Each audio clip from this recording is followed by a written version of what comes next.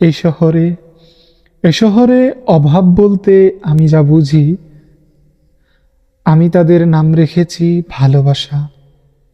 এ শহরে ঘৃণা বলতে আমি যা বুঝি, আমি তাদের নাম রেখেছি সম্পত্তি, মালিকানা।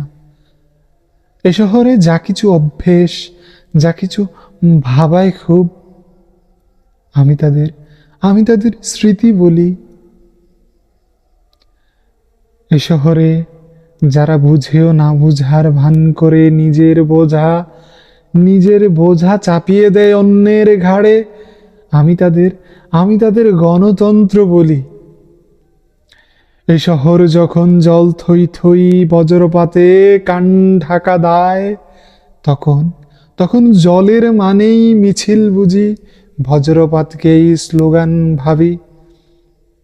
এক মুঠো ভাতের অভাবে যারা মারা যায়, আমি তাদের শহীদ বলি। কি অসাধারণ লাইনগুলো! প্রতিটা লাইন একদম ভিতরটা নাড়া দিয়ে দেয়। বাস্তবতাটা তো এমনই। এ শহরে অভাব বলতে আমি যা বুঝি, আমি তাদের নাম রেখেছি ভালোবাসা।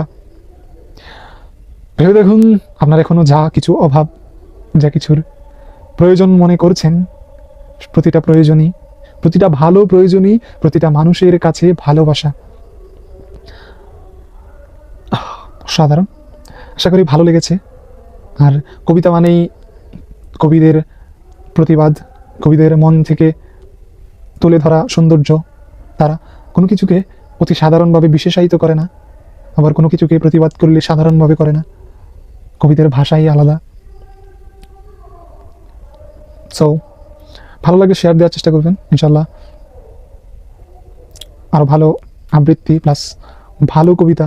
প্রতিটা ছন্দ মিললেই কবিতা হয় না। কবিতার মধ্যে রূঢ় গাঢ় অর্থ থাকতে হয়।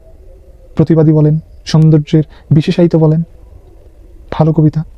আমি কবিতা পছন্দ করি, আবৃত্তি করার চেষ্টা করি, কিন্তু বেছে বেছে। কারণ ছন্দ লিখলেই কবিতা হয় না, কলম ধরলেই কবি হয় না, মুখ খুললেই আবৃত্তি হয় না। এই তো। আসসালামু আলাইকুম।